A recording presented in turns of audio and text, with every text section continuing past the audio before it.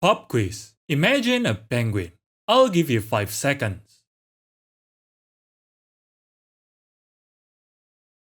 Time's up. Most of you would probably think of this plump black and white bird. Perhaps most would think of the emperor penguin, or perhaps king penguin.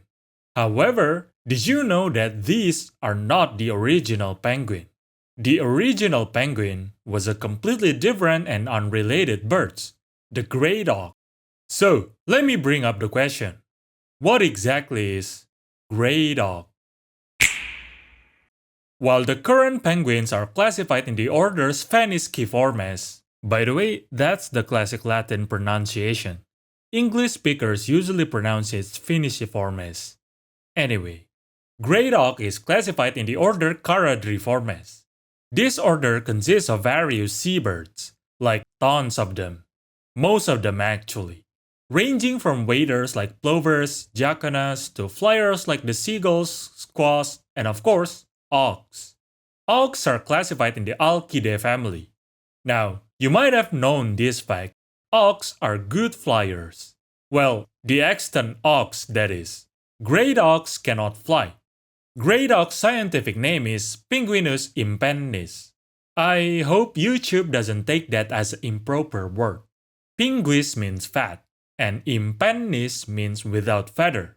It's not about the fact that they are literally featherless, it's about the fact that they don't have the typical flying bird's feather, aka pennaceous feather. Usually, I talk about their distribution in this section, but I couldn't really do that because, well, they cannot be found anywhere. They went extinct. They used to exist around the North Atlantic though, far north near the Northern Pole. Now, I did say they are the original penguin.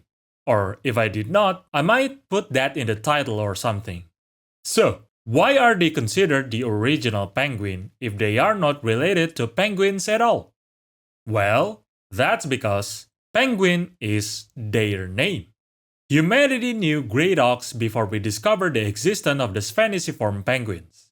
And yes, back then, if you say penguins, people would think of great auks. When sailors discovered spheniciform penguins, they thought those birds looked like the great auks, which was called penguins, so they called those birds penguins. Now the question is, why are penguins no longer associated with great auks? Well, to put it simply, people forgot about the existence of the original penguins. They went extinct after all. People stopped talking about them. Less and less people know about the origin of penguin as a name, which is understandable of course, but quite unfortunate. So, why and how did they go extinct? Let's talk about it.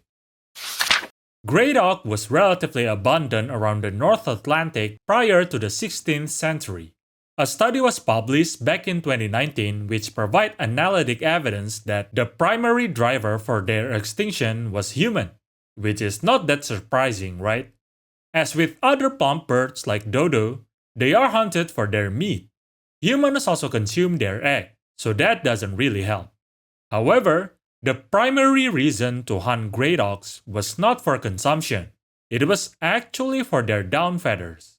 Intensive hunting began around 1500s, but exceptionally intensified towards the end of the 1700s. Their feathers were apparently popular for pillow stuffing, which is very questionable for me who live in the current years. But yeah. Later on, when their numbers plummeted significantly, another aspect drove the exploitation towards them even further. That is, rarity.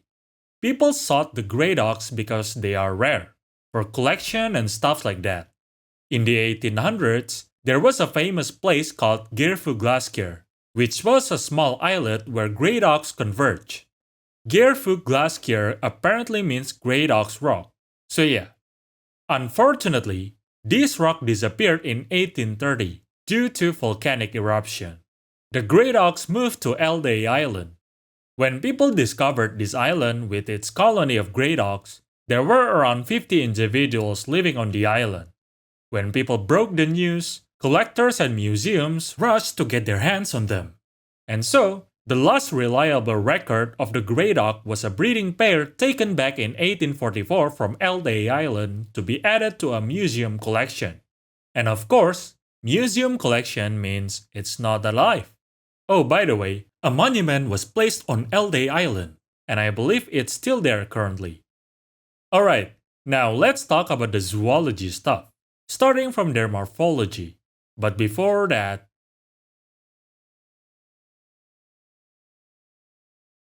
first of all, I would like to remind you that they no longer exist, so morphological data might not exactly be accurate. The available data stated that adult great auks are around 70 to 85 centimeters tall and about 5 kilograms. Their plumage are primarily black on the dorsal and white on the ventral. During summer, they have big white patch in front of their eyes. During winter, they molt and these patches dissipate, but they have white stripes behind their eyes and white neck instead. While they resemble the spheniciform penguins, they are still auks, so they still have a relatively longer neck and the typical bird wing structure, albeit small. You know, like chicken wings. Their feet are located towards their rear end, just like penguin basically. Oh, and their feet have complete webbings. We don't have any hatchling specimens, so there is no reliable data on them. And now let's talk about their behavior. But first of all, I gotta remind you again, they no longer exist, so behavioral data might not exactly be accurate. Apparently, we never did any scientific observation on them, so what we know about their lifestyle and behavior are basically all from sailors' work, so don't take it as something conclusive. Their lifestyle and behaviors are also basically like the spheniciform penguins. Their rear-located webbed feet greatly support their swimming capability. However, these kinds of feet are not good at traversing land. So, just like spheniciform penguins, they walk awkwardly. They mainly eat fish, but can also eat crustacean. Some claim they are monogamous, but their relatives are not, so it's questionable. Just like many seabirds, they nested in a crowded colony off a cliff.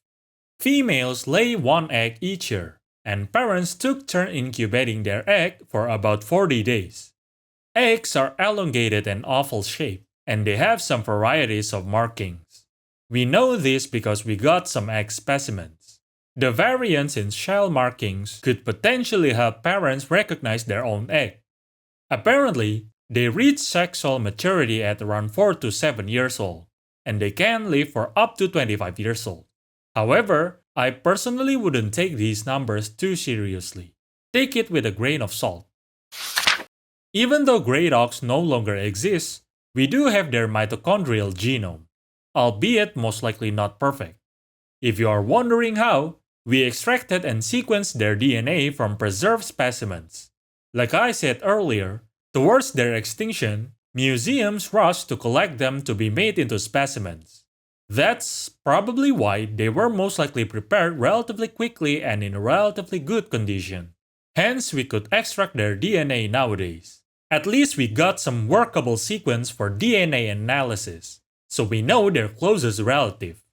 That is, not the little auk, but the razorbill, which is why most of their behavioral data are considered by comparing sailors' remarks to the observable behavior of razorbill. But of course, razorbills are not exactly a parallel to the great auk. Razorbills do fly after all. They are also significantly smaller than great auks, so comparing their physiology will also be difficult. In terms of fossil record, some skeletal remains were found from the Pliocene of North Carolina. This fossil was named Pinguinus alfred newtoni. This species was larger than the great auk.